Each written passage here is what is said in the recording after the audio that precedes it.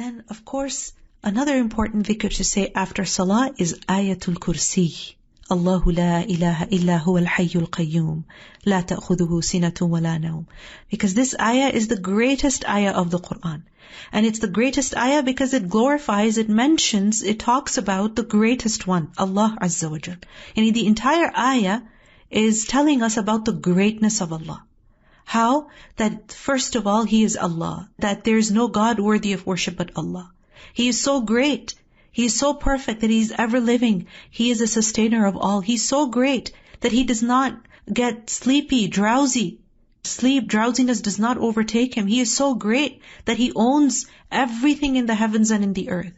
He is so great that no one can intercede before Him except without His permission. He is so great that He knows what is before people, what is behind them, their present, their future, their past. He is so great that they cannot encompass anything of His knowledge, and they cannot know anything about Him except what He wills.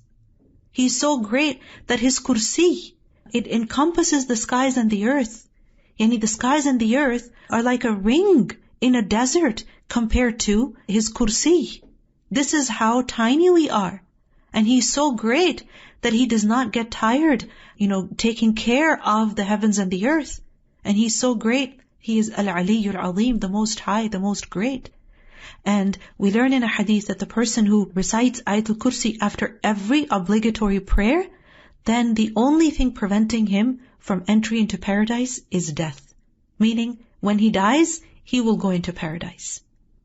Allahu Akbar. So we should make a habit of saying Ayatul Kursi after every Salah.